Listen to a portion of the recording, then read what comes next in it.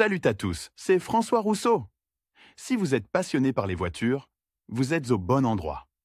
Continuez à regarder, on va entrer dans le vif du sujet. De nombreux automobilistes considèrent l'achat d'une batterie de voiture comme un achat à l'aveuglette, si vous avez de la chance. La batterie servira au moins pendant la période prescrite, sinon, au bout d'un an, vous devrez prévoir un nouveau passage à l'atelier automobile. En fait, la durée de vie d'une batterie dépend de ses conditions d'utilisation, de son entretien et, bien sûr, de son type. Récemment, on a beaucoup parlé des batteries au calcium comme d'une alternative sérieuse aux batteries conventionnelles. Essayons de comprendre cette question. Qu'est-ce qu'une batterie au calcium? La principale différence entre cette variété de batteries automobiles est l'ajout de calcium aux plaques de plomb. Ces batteries sont généralement étiquetées SA. La proportion de calcium dans le plomb est très faible, en masse, elle n'est que de 0,1%, de sorte qu'il serait correct d'appeler ces batteries des batteries plomb-calcium. Toutefois, la tradition consistant à nommer un type de batterie d'après un additif d'alliage n'est pas nouvelle. Les batteries de voiture à l'antimoine les plus courantes en sont un exemple typique,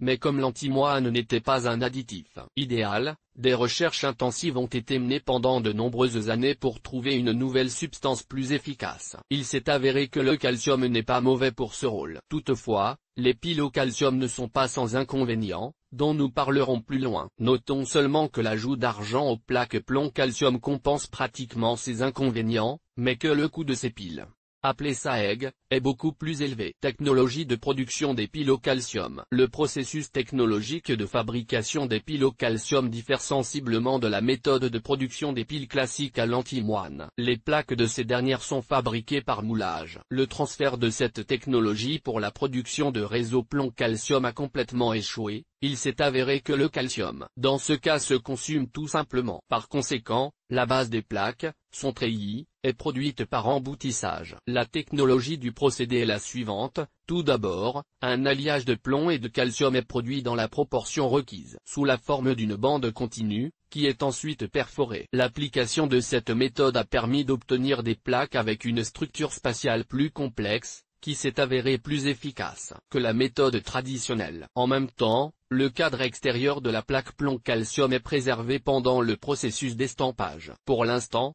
les batteries au calcium n'ont pas réussi à supplanter les batteries à l'antimoine, le principal obstacle étant la complexité de leur technologie de fabrication, qui influe directement sur le coût des batteries automobiles au calcium. Aujourd'hui, les deux types de batteries sont donc en vente, et il existe en outre des batteries hybrides, qui se situent entre les batteries à l'antimoine et les batteries au calcium. Avantages et inconvénients des batteries automobiles au calcium. Tout type de batterie n'est pas parfait, il est donc logique de prendre en compte les principales caractéristiques des trois types de batteries. Calcium antimoine hybride, étiquetage SA SBSBSBSA, début du processus d'électrolyse de l'électrolyte, V15 16 12, 12.5 14 15 type de batterie sans entretien à faible entretien utilisable coût moyen à partir de 3000 roubles à partir de 2000 roubles à partir de 1500 roubles. Les batteries hybrides et au calcium sont considérées comme des dispositifs prometteurs, de sorte qu'à mesure que la technologie de leur fabrication s'améliorera et que leur coût diminuera, elles supplanteront progressivement les batteries à l'antimoine, qui restent pour l'instant les plus courantes. Avantage des batteries automobiles au calcium, une ressource beaucoup plus longue. Si vous respectez les règles de fonctionnement de ces appareils, la durée de vie moyenne d'une batterie de voiture au calcium sera d'environ 5 ans. Un faible taux d'autodécharge. Par rapport aux batteries classiques à l'antimoine, cet indicateur est inférieur de près de 70% dans les analogues au calcium. Résistance mécanique élevée des plaques, ce qui influe positivement sur leur capacité à résister aux vibrations et aux chocs.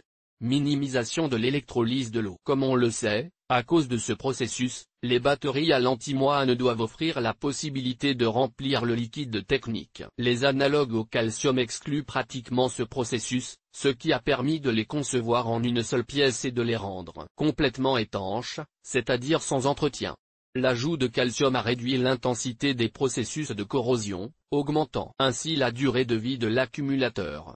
Protection contre la surcharge. Les batteries de type calcium peuvent supporter une tension de charge allant jusqu'à 14,8 V.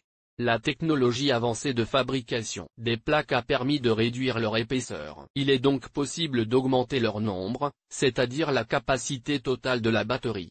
Batterie sans entretien, une option idéale pour les automobilistes qui ne sont pas enclins à s'engager dans des manipulations liées à son entretien, mesure régulière de la densité de l'électrolyte et de son niveau. Ceci est particulièrement important pour les débutants, qui peuvent oublier l'existence d'une batterie automobile, sauf lorsqu'elle doit être rechargée. Lire aussi, d'où viennent les ratés d'allumage dans les cylindres et comment les éliminer. Important, les piles au calcium doivent de préférence être installées dans des voitures neuves équipées d'un système qui éteint automatiquement les consommateurs d'électricité après une certaine période d'inactivité, si le propriétaire de la voiture oublie d'éteindre la radio, les lumières ou les feux de stationnement. Les batteries au calcium nécessitent un équipement électrique en parfait état de fonctionnement. Toute défaillance constitue un facteur de déstabilisation. Cependant, cela vaut pour tous les types de batteries de voitures. Passons maintenant à l'examen des inconvénients des batteries au calcium, qui, hélas,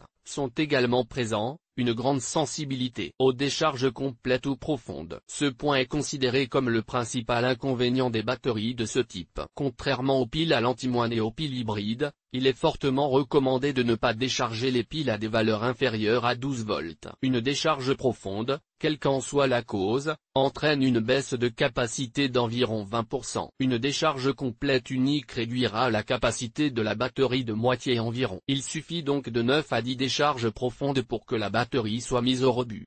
Un coût élevé, qui s'explique par la complexité du processus technologique de production des plaques. Réduction de la durée de vie lorsque la voiture est principalement utilisée dans les zones métropolitaines. La batterie de la voiture au calcium est endommagée par les longues périodes d'inactivité, lorsque le propriétaire de la voiture l'utilise principalement pour aller au travail et rentrer chez lui, et que le reste du temps elle est inactive, ainsi que par la conduite. Dans les embouteillages en ville, qui se caractérise par le mode start-stop. Il convient de noter que l'utilisation de batteries de type SASA qui ne sont pas utilisées dans les voitures n'est pas souhaitable. En particulier, leur installation sur des cuillères bateaux présente un risque élevé d'exposer l'appareil à une décharge profonde, ce qui est hautement indésirable pour les raisons décrites ci-dessus. Comment recharger correctement une batterie au calcium? La recharge des batteries à l'antimoine ou de leurs analogues hybrides s'effectue selon le schéma classique, élaboré depuis des années. La batterie est chargée avec un courant dont le niveau correspond à environ 10% de la capacité. Par exemple, une batterie de 60 ampères doit être chargée avec un courant de 6 A, et la tension de sortie du chargeur doit se situer entre 13,80 et 14,50 V. Lorsque le courant de charge diminue, cela signifie que la batterie est chargée. Ceci peut être vérifié en dévissant les bouchons. L'électrolyte doit bouillir, c'est-à-dire que des bulles apparaissent à la surface du liquide. Cependant, le courant de charge peut varier. Tout dépend de la rapidité avec laquelle vous souhaitez recharger. Par exemple, si vous n'êtes pas pressé, vous pouvez laisser la batterie se charger pendant la nuit en réglant le courant de charge autour de 2 A. Mais les courants supérieurs aux 10% mentionnés ci-dessus ne sont pas souhaitables car ils sont destructeurs pour les plaques. Les batteries de voitures de type SASA étant fabriquées à l'aide d'une technologie différente, il est nécessaire d'utiliser un algorithme différent et même un chargeur différent pour les charger correctement. Le chargeur 20PL55, qui utilise la fonctionnalité d'un cycle programmable, constitue une excellente option. Comment charger correctement une batterie de voiture au calcium? Le chargeur utilisé doit fournir une tension de sortie d'environ 16,0-16,5 V. Les appareils qui fournissent une tension de 14,8 V, la tension maximale limitée par l'électronique, ne pourront pas charger la batterie plus qu'à moitié. Si la tension de sortie est limitée à 14,8-15,0 V, le niveau de charge ne dépassera pas 75 A, car il ne sera pas possible d'atteindre la densité d'électrolyte nécessaire de 1,25 A/cm3. Par conséquent, si vous avez acheté une batterie progressive,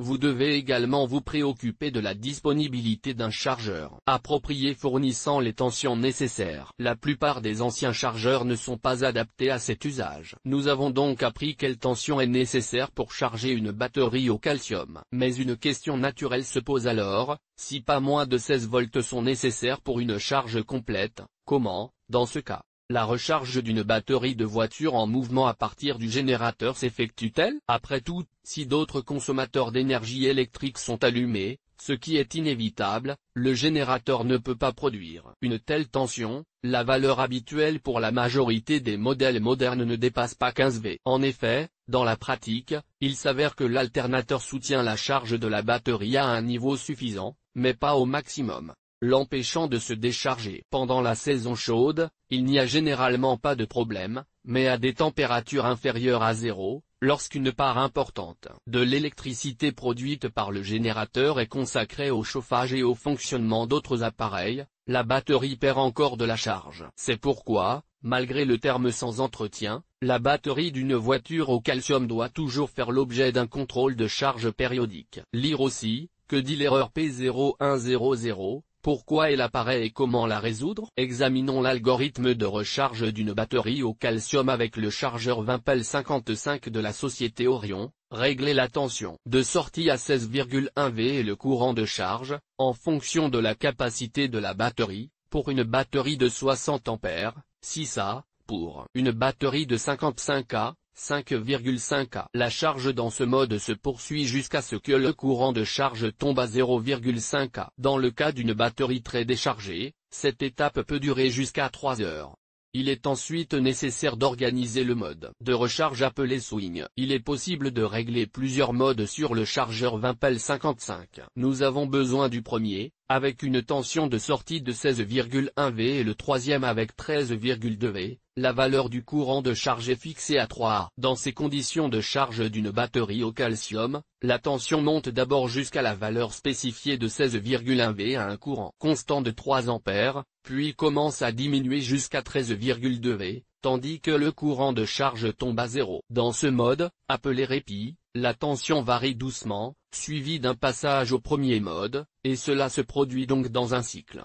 Comme le montre la figure suivante, on constate que les intervalles de temps entre certaines phases du cycle se raccourcissent et que les intervalles entre les phases opposées s'allongent. La fin du processus de charge sera indiquée par la réduction du temps de charge à quelques secondes, tandis que le temps nécessaire pour que le niveau de courant descende à quelques minutes augmentera. Comme vous pouvez le constater, l'algorithme est assez simple, mais lorsque vous achetez un chargeur, assurez-vous qu'il porte une inscription indiquant que l'appareil peut être utilisé pour les batteries de voitures au calcium, sans entretien. Il ne doit pas nécessairement s'agir d'un appareil avec réglage manuel des modes. Les chargeurs automatiques modernes sont capables de fournir le mode de charge optimal en fonction de l'état de la batterie. Ce sont des chargeurs intelligents. Il est à noter que les batteries au calcium de dernière génération peuvent être chargées avec des courants d'une tension d'environ 14 A, ce qui contribue à prolonger leur durée de vie. Particularité de l'entretien et du fonctionnement. Étant donné que la durée de vie d'une batterie de type SA dépend du maintien de son niveau de charge à un niveau approprié,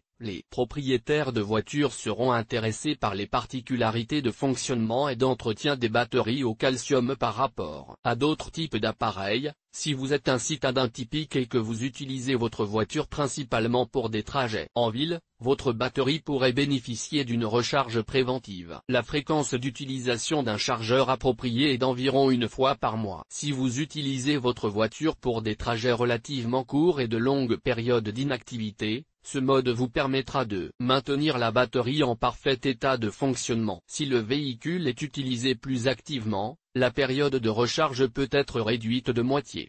Le niveau de charge des batteries plomb calcium moderne est de 14,4 V. Mesurez régulièrement la tension à ces bornes, par exemple à l'aide d'un voltmètre. Si elle tombe à 12 V ou moins, la batterie doit être rechargée immédiatement, sinon une perte de capacité de la batterie ne peut être évitée. Les décharges profondes doivent être évitées. Dans cet état, une réaction irréversible s'amorce dans les plaques, accompagnée de la formation de sulfate de calcium, qui tombe sous la forme d'un précipité insoluble. Il est à noter que la désulfatation d'une pile au calcium, connue sous le nom de procédure CTC, ne fait qu'aggraver son état. Elle n'est applicable qu'aux piles analogues à l'antimoine. Le mode d'ébullition est également contre-indiqué pour les batteries de voitures plomb-calcium. Dans le cas des batteries sans entretien, les trous d'évacuation des gaz ont une capacité insuffisante, ce qui entraînera la destruction de la couche supérieure des plaques. Un aréomètre ne convient pas pour mesurer la densité de l'électrolyte dans les piles au calcium. car le fluide de travail de ces piles est généralement stratifié, la fraction la plus aqueuse se trouve en haut, plus près de la surface des boîtes, tandis que l'électrolyte plus dense s'accumule au fond. Des produits de contrefaçon ont également pénétré le marché des piles au calcium. Pour ne pas être victime de la tromperie, il faut savoir distinguer l'original du faux. Les produits corrects sont étiquetés en conséquence, indiquant le courant de démarrage, la capacité nominale et les niveaux de tension. La date de production et le nom du fabricant doivent également être indiqués. Essayez de choisir une batterie d'une marque connue, même si vous êtes tenté par le coût plus attractif des produits non authentiques.